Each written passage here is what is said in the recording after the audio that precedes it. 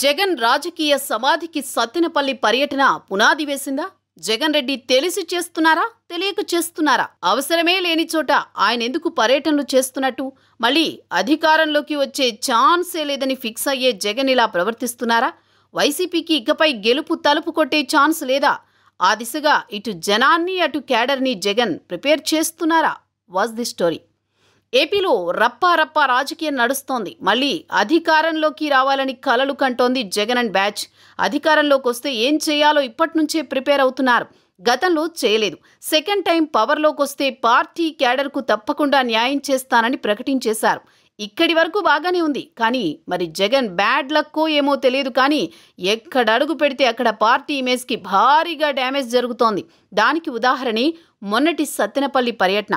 ఈ ఒక్క టూర్తో జగన్ తన భవిష్యత్తుకి, వైసీపీ పొలిటికల్ ఫ్యూచర్కి సమాధి వేసుకున్నారని టాక్ వినిపిస్తోంది.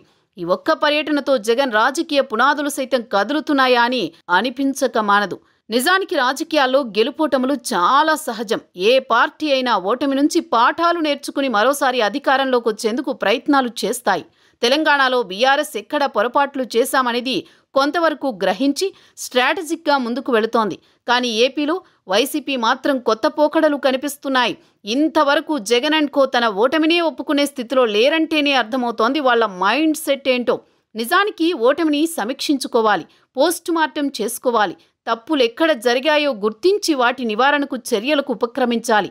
కానీ జగన్ స్టైలే డిఫరెంట్. ఫ్యాక్షన్ పాలిటిక్స్ చేస్తామంటూ ఓపెన్గా స్టేట్మెంట్లు, వార్నింగ్లు ఆయనే స్వయంగా ఇస్తున్నారు. జగన్ సత్తెనపల్లి పర్యటనలో వెలుగు చూసిన ప్లకార్డు టీవీలో చూసి అందరూ అవాక్కయ్యారు. 2029లో వైసీపీ వచ్చాక గంగమ్మ తల్లి జాతరలో వేట తలలు నరికినట్టు రప్పా నరుకుతామంటూ పుష్ప డైలాగ్ ఫ్లెక్సీలో వైసీపీ కార్యకర్తలు ప్రదర్శించారు.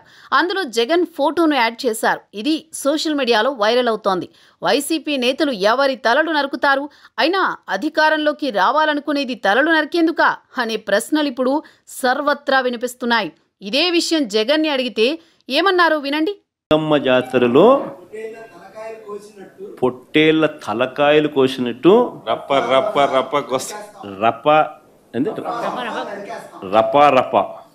రప్పా నరికేస్తాం. సినిమా డైలాగులు పెట్టినా కూడా తప్పేనా? అసలు డెమోక్రసీలో ఉన్నామా, డెమోక్రసీలో లేమా స్వామి మనం? ఇది నాకు అర్థం కావడం. టీడీపీని రప్పా కోసేస్తానని కూడా అంటున్నాడని కూడా సంతోషపడదాం. నిజంగానే బాధ ఉంటుందేమో కదా వాళ్ళకు కూడా. ఆయన ఆక్రోషం చూపిస్తూ ఏమన్నాడు, ఏ జాతరలో? గంగమ్మ జాతరలో పొట్టేళ్ళు తలలు నరికినట్టు రపా అని నరుకుతానని చెప్పి ఆయన అంటానంటే దాని అర్థమైంది. మరి అది మాజీ ముఖ్యమంత్రి తమ కార్యకర్తను, తన అభిమానిని వెనకేసుకొస్తోన్న వైనం. ఇప్పటికే రెడ్ బుక్ పేరుతో అక్రమ కేసులు పెట్టిస్తున్నారని వైసీపీ నేతలు గగ్గోలు పెడుతున్నారు. రెడ్ బుక్ ధీటుగా ప్రజలకు తమ వైపు ఎలా తిప్పుకోవాలనే దానిపై ఫోకస్ పెట్టాల్సిన వైసీపీ జనాలను భయపెట్టేలా నరుకుతాం, చంపుతామని బెదిరిస్తోంది. అలా రప్పా నరుకుడి గోలతో రెచ్చిపోయిన వారిని అరెస్ట్ చేయడం నేరం, పాపం అన్నట్టు జగన్ మాట్లాడడం విడ్డూరం. ఇదేనా డెమోక్రసీ అంటూ జగన్ చేసిన కామెంట్స్పై ఇప్పుడు పెద్ద రచ్చ నడుస్తోంది. ప్రజాస్వామ్యం అంటే రాజారెడ్డి రాజ్యాంగం అమలు చేయడం కాదని జగన్ ఇప్పటికైనా గ్రహించాలని విశ్లేషకులు అంటున్నారు.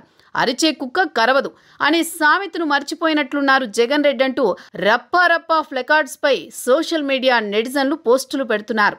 ఓవైపు పార్టీ నుంచి ఒక్కొక్కరుగా జంపు కొడతా ఉంటే జగన్ మతి భ్రమించి మాట్లాడుతున్నారంటూ మరికొందరు కామెంట్స్ చేస్తున్నారు. అయినా పవర్ లేకపోయినా బరి తెగించి వెంటాడుతాం, నరుకుతామంటూ విపరీత ప్రేలాపనలు చేయిస్తుంటే జనమేమైనా అమాయకులా? ఎవరిని ఎక్కడుంచాలో అక్కడే ఉంచేస్తారు. ఏది ఏమైనా ఏడాది గడిచినా వైసీపీకి అనుకున్నంత మైలేజీ రాకపోగా జనంలో మరింత పలుచనయ్యారు. ఇలా వైల్డ్ డాగ్స్ లా రెచ్చిపోయే వారికి రెడ్ బుక్కే కరెక్ట్ అని మరికొందరంటున్నారు. మీ పంతా మార్చుకోవాల్సిన సమయం ఆసన్నమైనట్లుంది జగన్ రెడ్డి అంటూ సోషల్ మీడియాలో పోస్టులు దర్శనమిస్తున్నాయి. ఇప్పటికైనా మేలుకోండి, లేదంటే కోలుకోలేని దెబ్బ 2029 ఎన్నికల్లో పడుతుంది. అప్పుడు జెండా పీకేయడం తప్ప చేసేదేం లేదనేది నెటిజన్ల భావన. So wake up and be alert mister Jagan Reddy.